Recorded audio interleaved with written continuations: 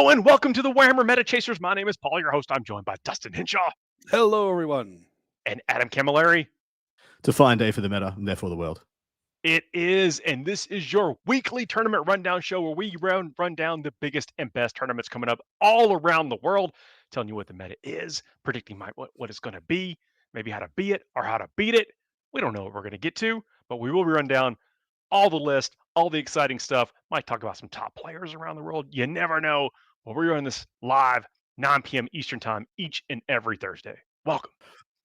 We have a bit of a banger of an event, one of the biggest teams events in the world, and then we have another major, both in Europe this year. This week. Apologies. It's a new year, guys. Leave me alone.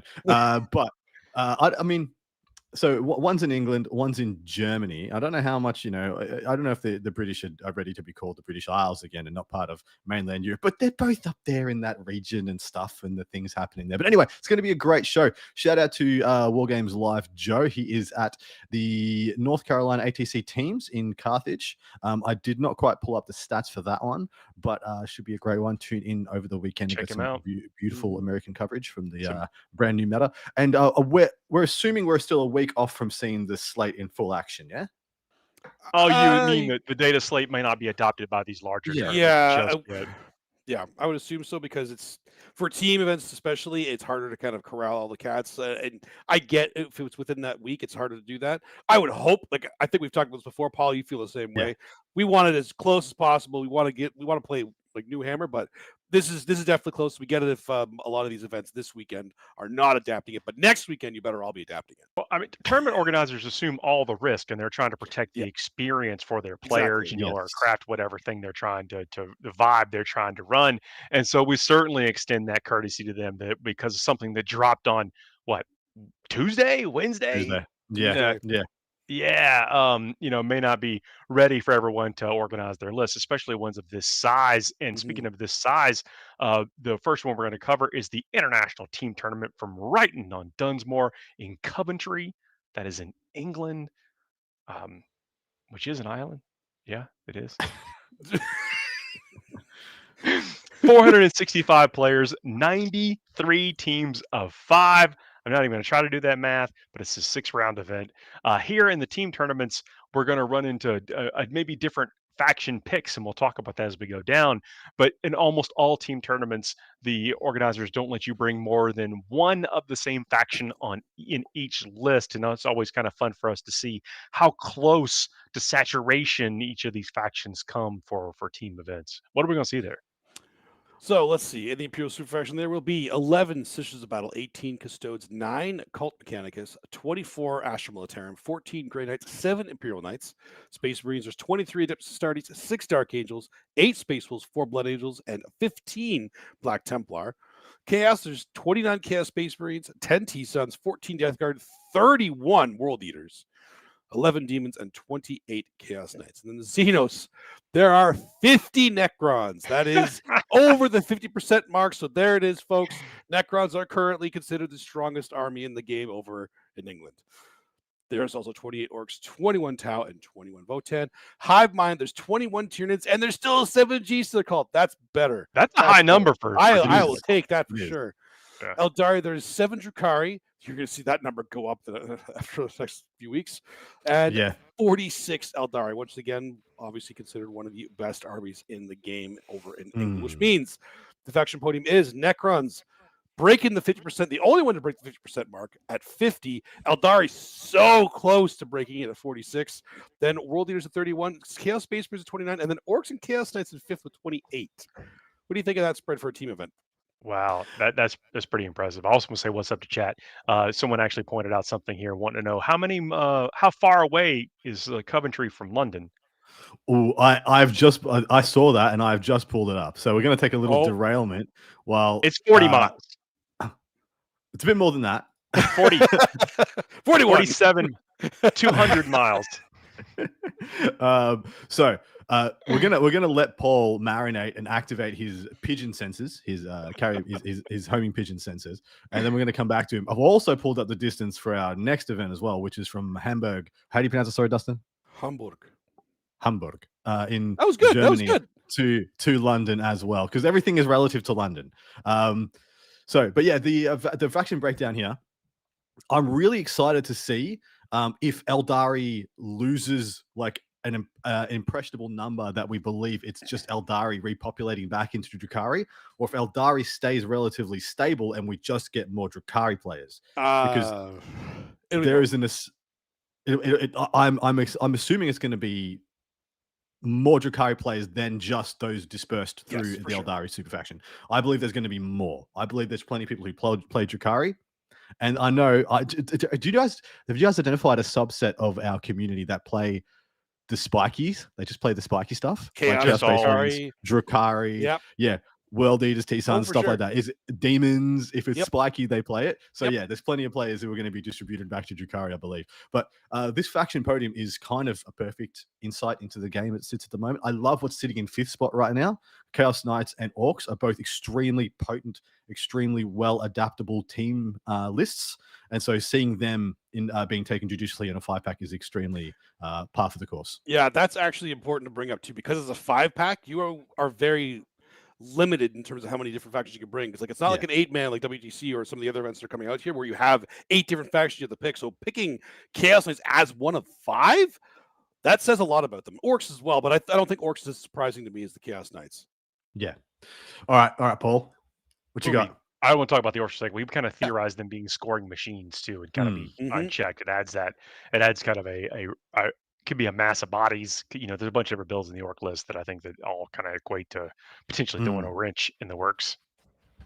What are we predicting? Totally Hamburg to London or Coventry for London? Both. Yeah, we're doing first one, then the other. Well, clue, they're not the same. They're not the same distance. Not the same.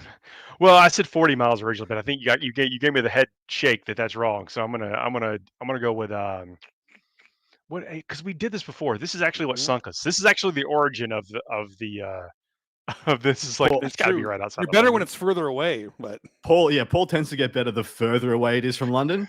But so it's the close ones that tend to bring him undone. Let's go with 100 miles. Legitimately, that is pretty good because it's 91. Oh, all right. That's pretty good. It wasn't 91 before. That's new. Did they move it? They moved it. So it's not in Coventry. Wrighton on Dunsmore is about a couple of miles outside Coventry. So yeah. All right, there we go. I don't know if it was dead center in Coventry previously, but there is another event called the Coventry Super Major. This one is its own beast. Coventry-ish. Yeah, Coventry light. What is the distance to Hamburg? Oh, you got to go across the water for that. You do, but you can do it. You know, you can go to Calais and catch the train. Yeah. Let's go with. I don't want to guess a round number. 499 miles. So you are within 80 of it. Wow. It's 560 odd. Oh, pretty good. It's not bad. That's not bad. Try to, all right. You look at the map, it's like this far is 100 miles or whatever. Dude, that just shows how sharp your 40K was pre. It's true. Draw me in the desert. Pre-measurements, pre-measuring. You're like, it's the angle. If the angle of the sun, I know the shadow of my hand at 2 p.m. is about. Yeah, you're just holding it over the table like this, like 37 inches right there. How long is that? Yeah, man. 2 top teams in attendance we're going to be unpacking for you guys. These are 2 teams that I think, one of these teams is taking the mickey out of the first one, but the first one is Team Ignite. And Team Ignite won the ITC for the year of 2023. So they are the #1 ranked team in the world, as it stands right now, the reigning, defending #1 ranked team. So we definitely want to unpack what they're bringing. Their 5-pack consists of thus: Astra Militarum, Combined Regiment, Lord Solar, Creed, 2 Primary Psychers, which is a little bit spicy, Tank Commander, 30 Kasrkin, 3 Manticores, and 6 Bulgrin. The rest of it is pretty par for the course. I like the Psychers. Yeah, me too. I think the Psychers are actually quite good because they're bringing something that once you add it all together, so the Kasrkin doing mortal wounds with the mines, the tank shocks, the grenades, and then the Psychers, you actually have a density of mortal wounds that gets you across some breakpoints. Actually starts to worry things like Catan as well.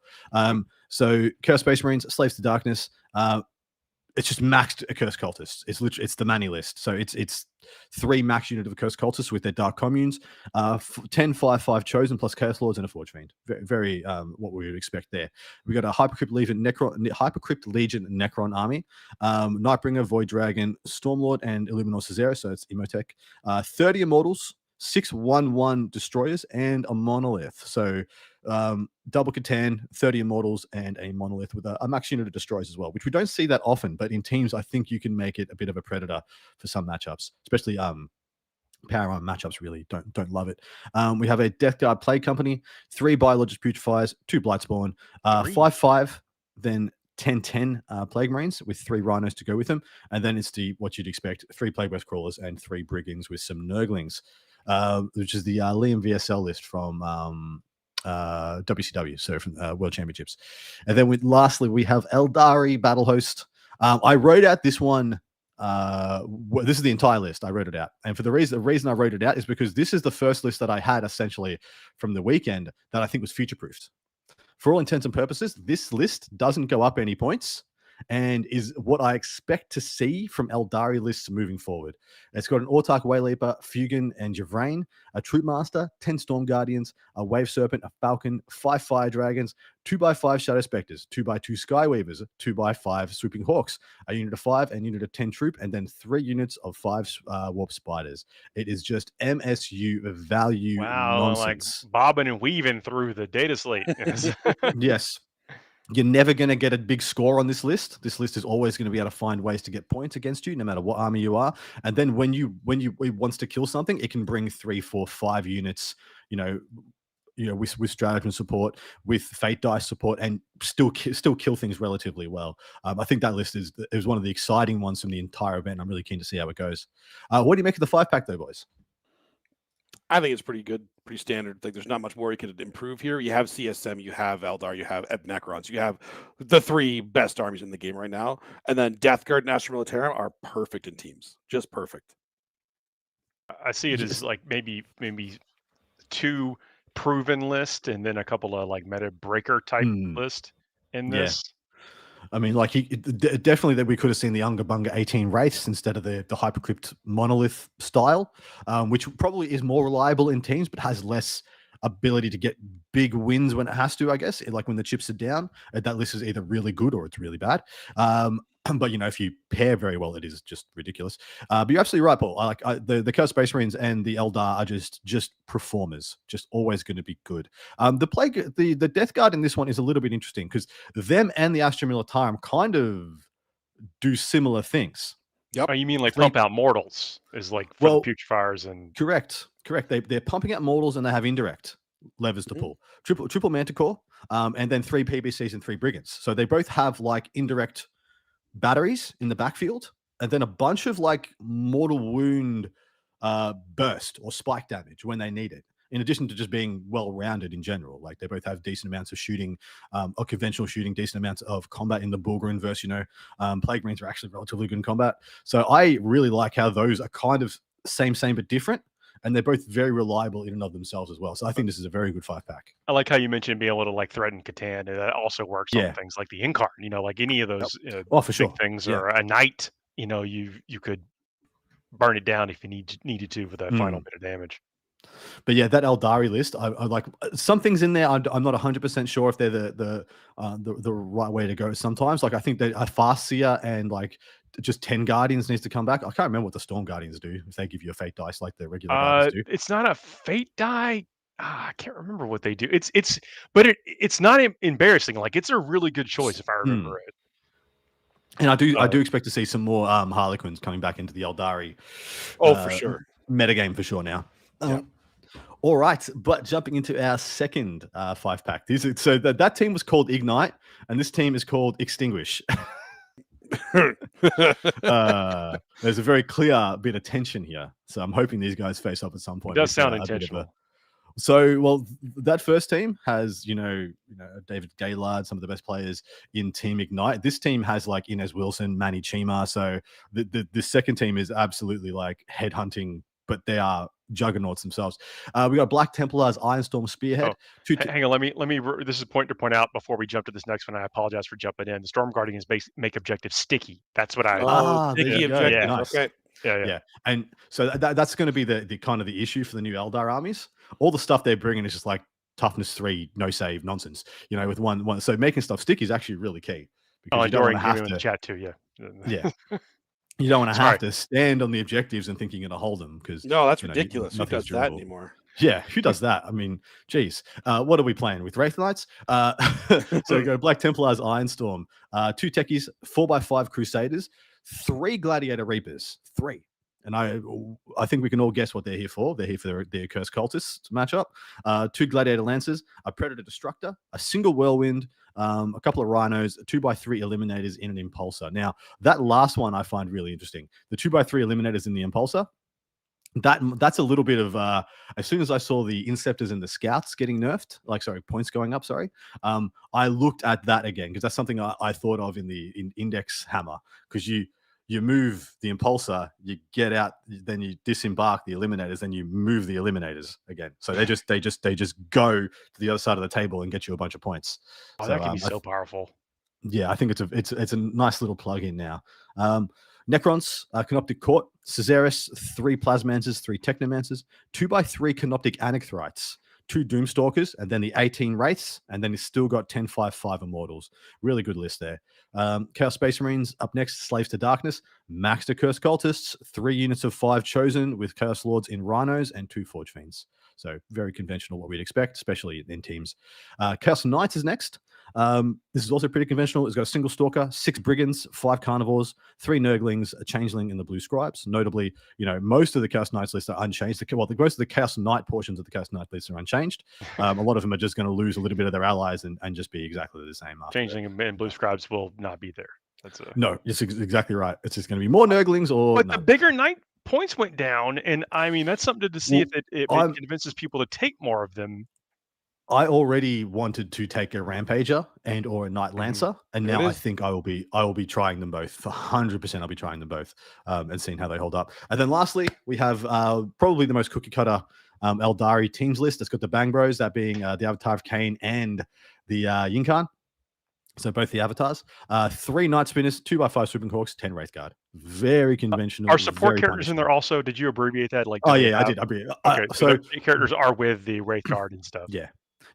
When I do it like that, you can just assume the usual accoutrement of support characters are there, in addition to usually some more MSU nonsense units. I don't do. It's very rare that I'll write out the entirety of the list. I just want to write out enough that people at home get the impression of what it is and what it's there to do. But this is an interesting 5-pack because you can already so the Black Templars list is like triple Reaper is just like the Cursed Cultist matchup. Not see you later, Orcs too. We were talking about Orcs being something. Yeah, that's true. Yeah, it could be a meta breaker, but you're not into that list. You're gone. I played that matchup. I tested that with some mates who headed over to LVO, and 1 Reaper, Ironstorm Reaper, fully buffed into a unit, almost ices a unit of a Cursed Cultist by itself.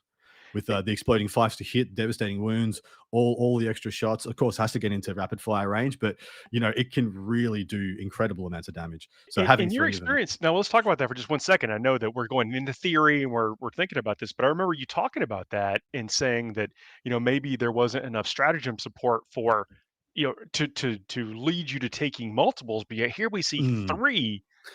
Is it just backup of a backup? Well, I think it's a threat. I think it's the pairing psychology of it being like, you can't put up your chaos list or you're going to get pinned by this monstrosity. It's the psychological oomph. I would like to say also the amount of devastating wounds it brings also all of a sudden becomes a threat to things like Canoptic Wraiths, things like Catan as well, because between the 3 of them, they could each put on 3, 4, 5 devastating wounds each from their, with Oath of Moment plus their Gatlings. So they could threaten to put enough mortal wounds onto a Catan and things like Race to be threatening there also. So it does have a bit of duality, but it's the statement in the pairings process being like, you can't use this list, bang. It's the smothering effect. Do you see it the same way, Dustin? Absolutely. It's built perfectly for the teams event because, like you're saying, it can pin exactly the ones you're worried about, which will be the Accursed Colossus for this weekend.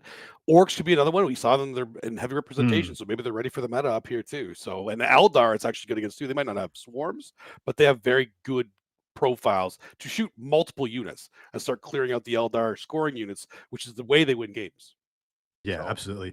Has anybody got a beat on the Canoptic Anachthorites? When the Codex first came out, I heard they were quite good, but I had never saw them on the table. This is kind of the first time I've actually seen them taken at a top level. I saw I had them to make before sure I the heard Codex you came out. right when you said it. It was Yeah. sorry, what'd you say, Dustin? I saw them before the Codex came out. I don't know what they do now. I'll have a quick Google, see if I can find them. I remember By I was at a Google, I team mean tournament, troll a through couple my of months troll ago, through and I my saw app. one, and my opponent's list had to look it up because I had no idea. So we've got 85 points per 3, movement 12, toughness 5, 3 up save, 2 wounds, 2 OC. It's got a melter gun essentially, 12-inch range, strength 9, AP 4, D6 damage, melter 2. In combat, it's got 3 power sword attacks, strength 5, AP 2, 1 damage. Damaged armor in your shooting phase after this unit has shot. After unit has shot, select one enemy unit hit by one or more of those attacks until the end of the phase. Each time a friendly Necron's model makes an attack that targets that unit on a critical wound, improve the AP characteristic by 1. So don't even have to. You have to hit. Just have to hit with one of the melter guns, and then every other attack gets increased AP on a 6 to wound. Which seems okay. I think they're just being taken because I believe in the Canoptic Court they're just better than Tomb Blades. Are they? If Do they have the looking at it Canoptic right. keyword? Yeah, absolutely. They're Canoptic Anachthorites. Right. Anachthorites. If they didn't, it would be weird. But yeah, I think they are just Well, far improved. You never know. You never know. Yeah. The way I'm looking at them is they have infiltrate as well. They just infiltrate Okay. as standard. So I think they are just better in the Canoptic Court. I think they are just better Tomb Blades. If you had access to the Combination access of to the Tomb models. Blades and Flayed ones because they have the infiltrate. Yeah, exactly right. So I think they're a bit more a bit more modality there. But yeah, another really good 5-pack. I can't wait to see what happens when these two teams pair up. It's very clear to me they're two of the better, if not two of the best teams in attendance. So very exciting stuff there. Now, boys, now we got to pick. Who are we going to pick? We got to pick some winners. So we, in a team tournament, we pick the list we think that will score the highest battle points over the course of the weekend. It can get tricky because sometimes the highest battle point scorer is not on the winningest team. So it could be anybody's faction that does it with the right matchups. It's a fresh month as well. Every month we tally up who's scored the most points, picking the most winners, and we just finished up for the month of January. This is the first one of February. We all want to put our strong foot forward. Who wants to take it away first? Paul, you want to first? I think it was me that had the least points last month. Is that right? I wasn't going to tell the people, but sure. Look, I've got some wins too. Like I can take my lumps. But I think it was me that finished out. Well, you were only absent due to streaming for like 2 of the weeks last week. So the fact you got any points is actually legit. So don't worry about it too much. And look, I'll take a 3rd place in this crew, every now and then. That's fair. That's a good thing. If we ever got a 4th person, it would start to feel bad because one of us wouldn't be on the podium every month. But, yeah. You'd never want to be that guy. All right, who are you going to pick, Paul? Oh, Eldar. I need some points. Yeah, that's fair. Yeah, it might be one of the last it's probably one of the last weeks you can pick them with absolute confidence as well. Mm-hmm. Is this one? Yeah. And then, boys, next week is just going to be who knows? Who knows? Well, in all honesty, it's going to be whoever. We're going to have to roll off to see who gets to pick Necrons first. But then it's going to be who knows. Oh. Dustin, what would you like? Well, in the theme of picking something for the last time, likely CSM. CSM. I'm going to go with confidence. Yeah. Well, I have to go to the Necrons then, just because we got to start off strong. All right, gents. What's the next event? Next one we're going to is across that water we were talking about, the German Major Hamburg in Hamburg, Germany. Very practical name for this one. Yeah, they didn't in Germany. I'm assuming they speak German at this German major.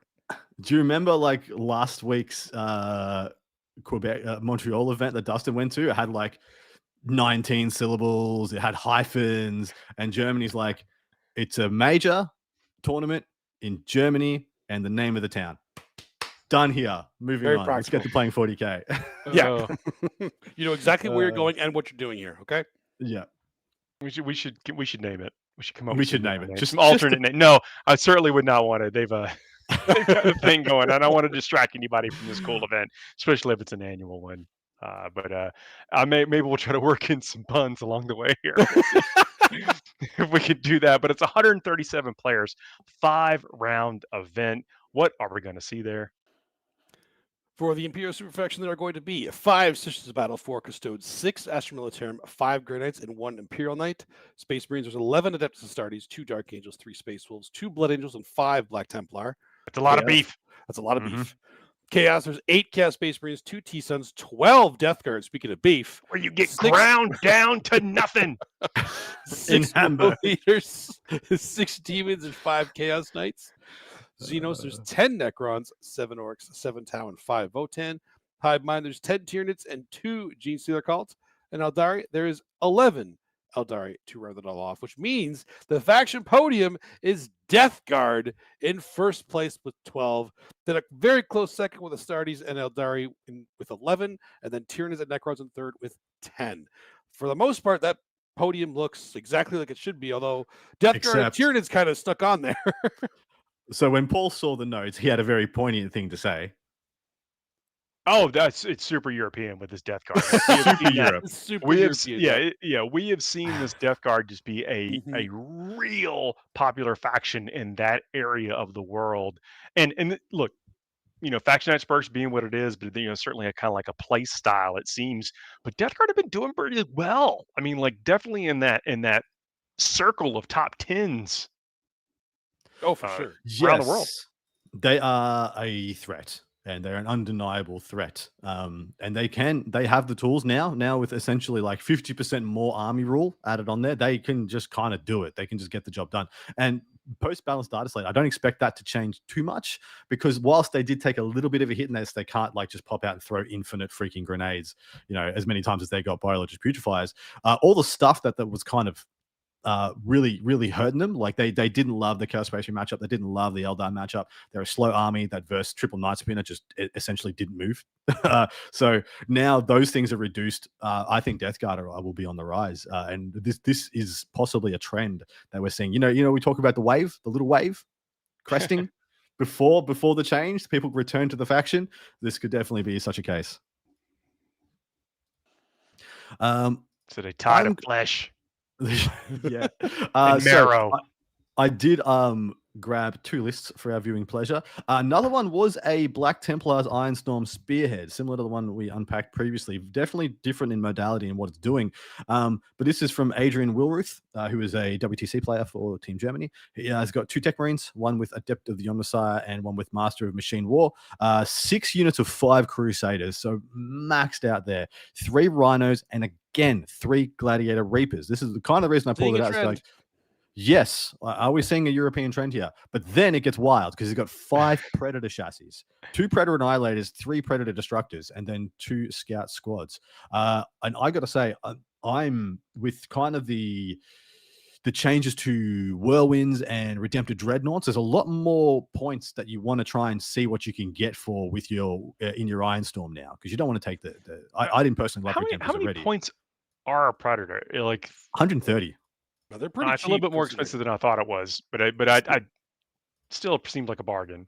I think they're very, very, very well priced, and I think they're quite good, especially in the Ironstorm, where you have the Annihilator, especially very high quality shots, and then you have a single reroll to hit and or to wound, and then you can get lethal hits, you can get all other nice little bits of value there, and the Destructor is actually not bad as well, getting an extra AP versus infantry units, meaning it's strength 9, AP 2, 3 damage is really quite respectable, and also gets that same AP on its heavy bolters as well. So its heavy bolters on the side sponsors actually pop off pretty hard. So I'm here for this. I think this is a very new, fresh take, and one that can carry forward into the post data slate world. Of course, look cool on the table too. Those are all like cool, different profiles of vehicles and stuff. And so the Crusaders have all gone up 10 points per unit. So 70 points there added to this list, and then 10 points each on the Scout Squad. So it's 90 points added to this list. And of course, just go from you just go from 6 units Crusaders to 5 units Crusaders, and you pretty much take everything else exactly the same, and you got, you are almost good to go already.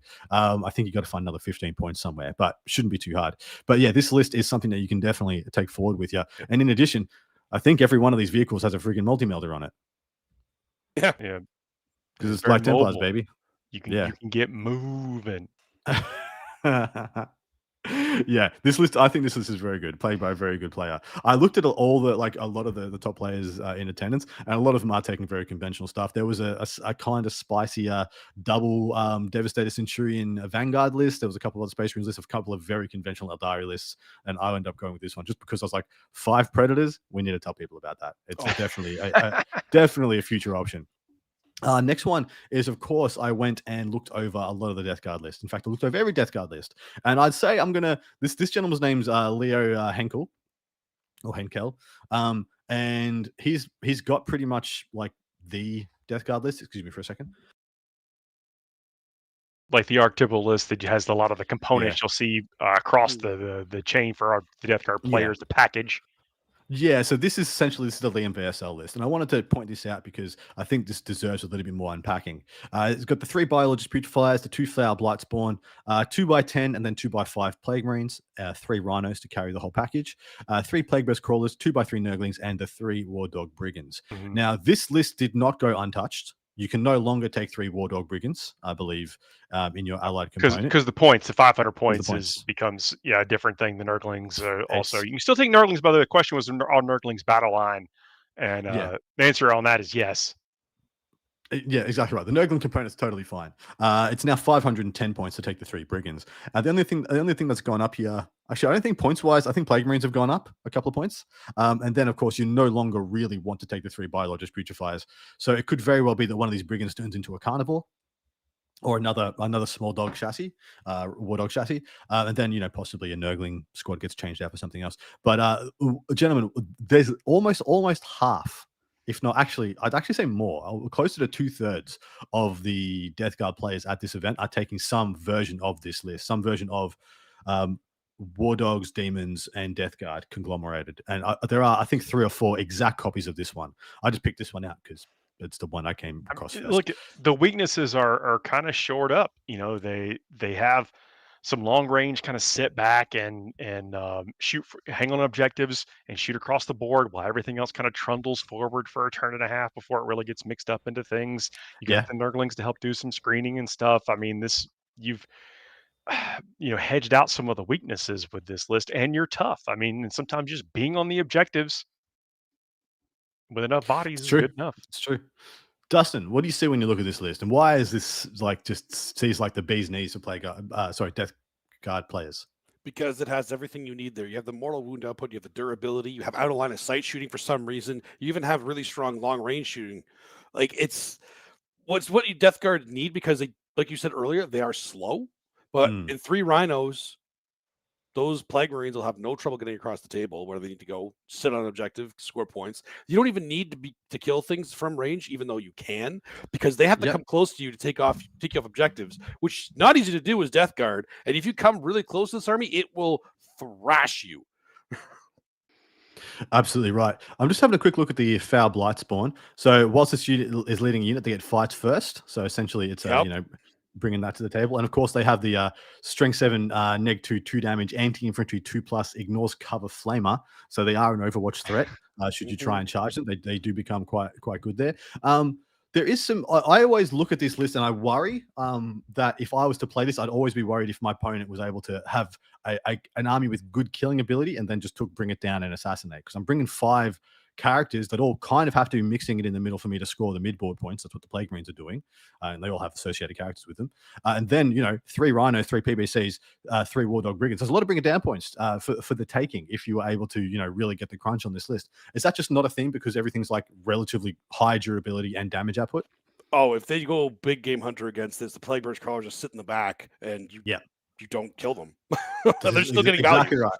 It's exactly what I was getting at. If you do pick that, all those indirect pieces, and even the Brigands have their like little Havoc hats. Yep. They just sit at the back and they just play the indirect game. And that's what I thought you were talking about for the indirect. For some reason, Yeah. It's like, don't take that away from the Plague Burst Crawlers, like the War Dogs do. That's the weird one. Well, there's so many times that I've seen people playing with the PBCs, and they shoot one PBC at like a unit of scouts, kill 2 guys, shoot another PBC at a unit of scouts, kill 2 guys, and they're like, I don't want to use the last PBC to kill 1 guy. Sick, 3 brigands with dumb hats. Let's go. Let's see if I can pick up that little nonsense last scout on that objective. And you know, sometimes they absolutely do, and you feel like a winner. And then that PBC pops off as against something else. But yeah, I think this is a fantastically constructed list, and it will change. And I'm interested and excited to see where it goes from here. But time to pick some winners, gents. Night Lancer instead of the War Dogs. You actually could. Wow. Push everything forward. Yeah, just bowling ball. Well, I've been up until the balanced data slate. I was experimenting with a bunch of lists that are Astra Militarum with Canis Rex, just for that thing. Just being like, here's my Lehman Russes and here's my bowling ball, and I'm just going to bowling ball Canis Rex up the middle of the table. You can't argue with that tank. Guaranteed, like this many mortal wounds just every time for basically for a low price of a command point. All right, Dustin, you're another first. I'm going to go first. I'm actually going to take Astartes.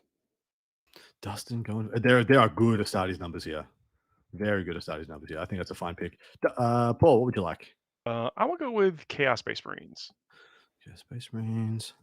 I'm gonna stay true. Double Necrons for me. Necrons on Necrons. Nothing wrong with that. They are one of them's going to give me points, right? Yep. One of them's for sure. I just don't think they're scoring hundreds, you know. And this is about highest battle points. That's true. So that was actually a consideration here because you got 130 odd players in only 5 rounds. Is that enough to get one undefeated? No. We're all doing math, computating in our heads. No, it's not. I Is don't it? think so. No. Yeah. So you don't. So putting up the hundreds does matter. It does matter. Yes. Yeah. Putting up the big scores. All right. Well, yeah, look, this is the part of the show where we might introduce a sponsor if we had one. So we'll sponsor ourselves. If you're interested in checking out our Patreon, we certainly invite you to do so. Every tier is amazing. Some tiers get you some stuff, like listening to our part 2 of the show that we do, where we do actually look back. And I think that looking back in a couple of weeks is going to be pretty exciting because we'll see how things are starting to shake out. You know, if our predictions on where the meta is heading ring true. But it also is just a way to kind of say what's up to the show if you want to follow it. Exactly right. What I love about doing the part 2s, and for those of you, hopefully people in the chat and or in the comments can attest to this, is that it feels like a lot of the time when we're looking at an event now and unpacking the list, we're doing it in a kind of a assumption kind of way, a prediction kind of way. Whereas we get to see if that lines up with what we do in part 2, where we have the knowledge. We look at the top 10, we unpack who did well, what were the surprise lists, the surprise factions that made it that far, why did they do so? We looked at so part 1 is just us using our best analytical judgment to give you guys what we think is the hot topics, the hot information, and the top players in attendance. And then we look back at what actually did good and unpack why that was the case. So we marry them both up in a beautiful fashion, and hopefully you'll join us. And if Patreon's not right for you, or if it even is, I guess, go ahead and leave some 5-star reviews, like, share, and subscribe. That's the kind of stuff that tells the algorithms to, pick us up and also come listen to us. And if you can, maybe have more people join us live on Thursday or listening after the fact in your homes and cars and work and that kind of stuff. Thank you all for doing it. Then now we're getting to a silly part in the show that sometimes has very little to do with Warhammer 40,000. This is our palate cleanser after talking about all those hard and crunchy stats and what is and what will be. We have a segment we call the Fuego Rapido, where we give ourselves a series of topics. We give ourselves 2 minutes per topic. And once that clock runs out, we abandon it, never to return to it again, unless somebody on Patreon subscribes. Says do it. That does happen. And speaking of not doing crunchy stats anymore and stuff, this is actually going to be a post-data slate edition of Most Likely To. So we're still talking about Warhammer in this one. Okay, well, that's fine. This is a Warhammer show. Warhammer show. Every so often we should do an on-topic Fuego, I guess, Data slate seems like a good time, so here we go. Oh, KR in the chat says the part 2 is awesome and doesn't say that enough. Thank you very much for saying it. It means a whole lot. Appreciate that. Appreciate you. Really appreciate it. And you can see Adam's beautiful model there with no fingers. Great radio, but Sigismund right now. Yep. Sigismund approves. Yeah. Sigismund making an appearance. I'll ask him what he thinks the answers are. Actually, he wouldn't know. Whatever. He wouldn't know. Second was like the Emperor. Yeah, Emperor. Oh, sword. Yeah. Anyway, let's go. Let's go. First one. The model most likely to sit on the shelf after being in every list before. Every list sitting on the shelf. Is it I mean, that's second night spinner. Yeah, true.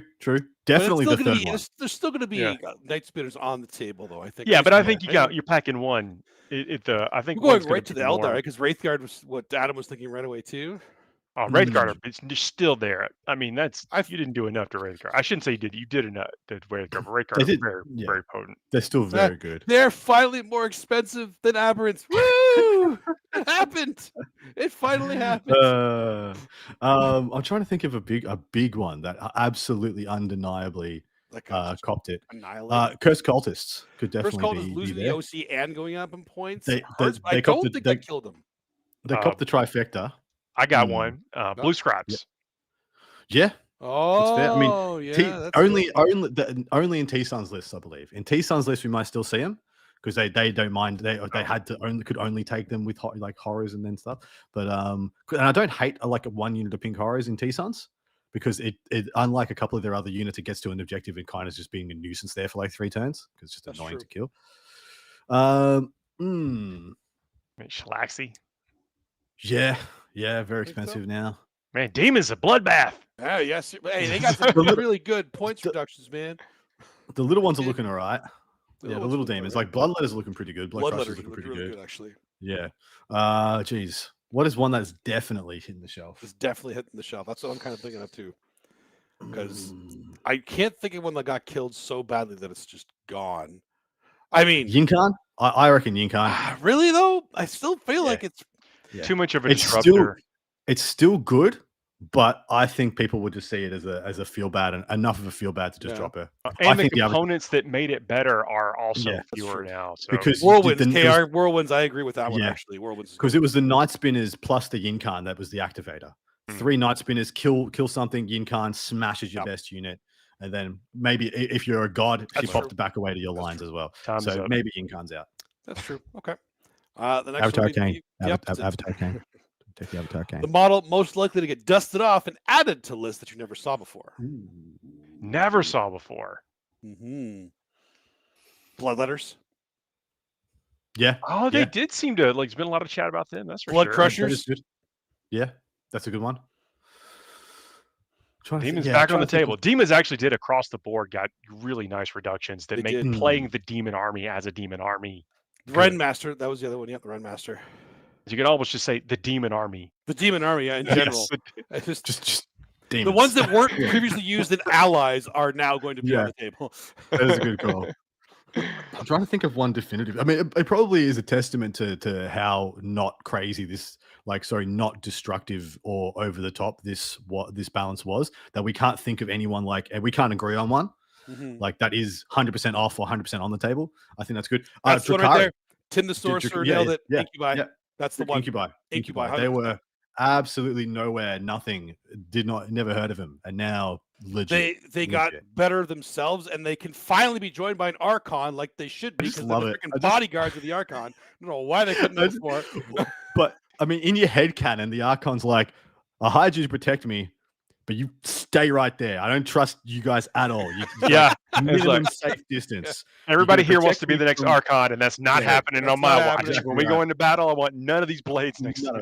Yeah, none of it. You guys all face away. Somebody's gonna get I'm not wasting my shadow field on one of you. Oops, sorry, cut off the Archon's head. Wasting my shadow field on one of you punks. Yeah, shiv to the kidney. He's like, my shadow field. It's like a butter knife or something. It just cops a las gun. And they're like, shit. Scions is another good one. Scions definitely sit at the table. They were taking a little bit. I saw a sprinkling of Scions previously. But yeah, I think like a couple of decent sized units is now absolutely on the cards. Yeah. But yeah, Incubi definitely get my choice, actually. I think Incubi is the best answer for that one for sure. All right. Next up, the faction that will most likely to drop below 50% win rate. Do you have to be above 50% to? Yes, you have to be above. You have to be above it.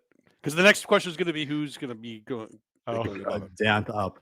I know the down to up one. I think I got the down to up one on. But that's not this one. But I know it's not. It's annoying. I actually am going to MetaWatch to look at what their rankings are. I know. I gotta see who's in everybody in chat is saying World Eaters. Like every single answer in chat in World Eaters so far. So I've got a feeling that World Eaters might drop in the short term, but long term they're going to be fine. Yeah, We'll see. We'll see. What I- they were good at hasn't changed and is still going to be good. The issue is there's now a couple of predator factions that used to do that disappeared that are now back, and notably Custodes, which was the big ceiling for World Eaters. Was like, oh, we punch real good, and Custodes like, well, we punch first, and they're like, oh, damn. I mean, MetaWatch Yeah. says Space Wolves are at 52%. So Yeah, I know. It's wild. Wild. One that's very close is Sisters. I'm interested to see what Sisters go, because the I think Triumph is no Sisters are longer. fine. I think Sisters are fine, but I wouldn't Yeah. be surprised if they went from 51 like to 49, so to speak. but They take a little dip.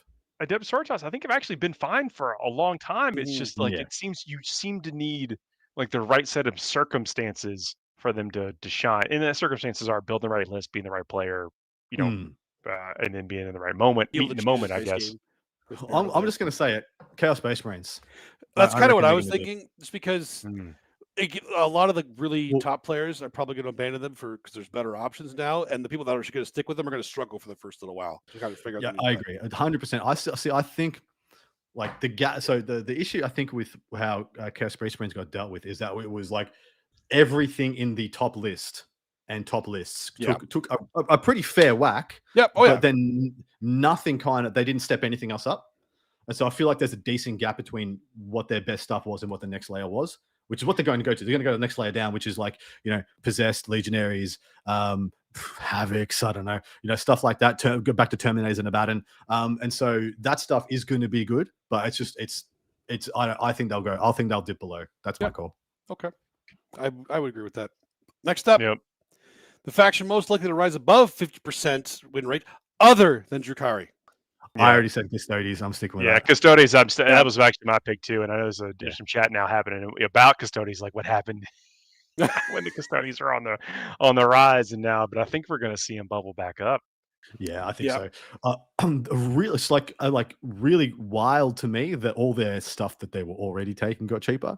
Usually, you'd see like, that's their good list. Okay, well, let's make the other stuff comparable. Let's drop Agamatus Terminators by 15 points a model or something like that. But no, it was Custody Wardens, Custody Guard, Alaris Terminators all went down decent amounts in points. So they're going to have like that one more unit that I thought they needed to take to hang, and then they kind of just got juiced by not just auto dying to a tank shock in a grenade strat. Yeah. Chaos Demons, I think, will jump up too because of just the fact that we'll see them play more often now again as an army, and they just have so many more toys that they can throw in there. Sure. See, I think Drukhari will pop above 50%, but I actually don't think they'll stay there. I think they will end up being in the high 40s. They are an army that if you're not like really proficient with them, they are very, very hard to pilot. And there's a lot of answers that are already going to be so fragile? in lists. Fragility, and like the ability to hold objectives is very limited. And all the abilities that they have now, all the things that they've gotten to increase and supercharge their damage output, all relies on them attacking you. Yeah. If you attack them, all their goodness goes away, and they're just a bunch of toughness 3, single wounds. So when people learn to be proactive into Drukhari, I think their win rates will come back down. For sure. But in the short term, they're going to punish. It's going to be a feeding frenzy, I reckon. Oh yeah, no, it's going to be. One of my regular practice partners is Scary, so believe me, Oh Jesus. I know. No. I know. No. Yeah. All right, and then we're going to go to last but not least, model. The other one. One more before we jumped on. Tau. Tau going to jump up. Tau 100% going to jump up. All right. Yeah. 100%. Okay. You get too excited about this Fuego. All right, this one. Last one. The model most likely to see a massive resurgence, only to be put back on the shelf in a month. People get so excited to put a great unclean one on the table. Yeah. I'm one of them. I was like, oh, cool, he dropped. I want to put him on the table before I feel no pain. This is great. I mean, what's wrong with that? And that's good. 230 points just for his stat line. You're like, okay, let's see what I can make this guy do. I actually think it'll be like the Lord of Skulls. Lord of Skulls 450 is pretty attractive, and a lot of World Eaters players who are feeling the bad touch are going to be like, well, I feel bad about taking Khan and Zerkers and Moes and 8-bound. I'm going to go grab my Lord of Skulls for a couple of games, and then in a few months they'll be like, well, my list was still fine anyway. Let's go back to the 8-bound. I do think it's compelling enough to take At least one, but I mean, you could Yeah. take multiple. That's what I think. I think multiple Dude. will come on, and then they'll trim back to Yeah. one. In teams, I reckon double Lord of Skulls Angron is terrifying. It is. It's in great. teams. And the bigger Big the difference. team, the better it gets. Like 8-mans, that thing is just an annihilation level terrifying in some players. People are saying Drazar, people are saying Triptides. Interesting. Triptides? Okay. I will Riptides. say Riptides are very 165 points for a Riptide is extremely cheap. it is cheap, yeah, for sure. I would say Very. Tyrannofexes. Because they got an absolutely massive point decrease, but they stopped showing up in lists before that. Before So, that. Yeah, that's true. just looking at that, you're like we dropped 55 points with these things. Oh hell yeah! I'll put these on my list every time. And they got the great acid spray, D6 plus 6, strength 6, negative 2 damage, Yeah. auto hitting flamer. Like absolutely to put that in there. But I think it'll be taken out fairly quickly afterwards because there's just better stuff still. Yeah, that is totally fair. I'm trying to think of we haven't mentioned Space Marines really at all. I'm just trying to think of what dropped in there. I mean, virtually nothing dropped. Everything just Yeah, sorry, intercessors, heavy intercessors, Stern Guard. So Stern Guard might come back onto the play Stern for a Guard's couple of maybe. different Stern Guard lists have been being depending on- played recently. I mean, Okay. they have been played, Dude, especially when 90 you're doing like the you can jump them around and that kind of stuff. 90 points. 90 points for 5 Stern Guard. That's actually very cheap. It Very is. cheap. Oh, for Yeah. all the wounds and I guess the armor. I Yeah. mean, just the innate stat line of a Space Marine. Yeah. I'm down. All right. That's Well, it. folks, that's our show. That's our show this week. I really appreciate everybody hanging out. Chat was amazing as always. We are, now finally out of what is seeming like January is like a forever month. Like Yeah, it 5 is. weeks Yeah. of January is just too much January. But here we are into now what is the rest of the year. We have some big events to talk about each and every week. That's one of the coolest things is there are events happening all over the world. We're going to be bringing you all the hot news and talking about the best players, talking about what's happening in the ITC, talking about what's going on with these big tournaments and the trends that you can expect to see there. So you can also get out there and be in it if you want to, or just hear what's going on to have it come into your home games. It's been a pleasure. Yeah, I mean, I'm really excited. We're going to start doing the ITC shout outs again on the show. So we'll give it a month to get some scores up for people. But then, yeah, we'll be shouting out the ITC faction podium every now and then. I think it'll be fun to see how it evolves over the next 12 months.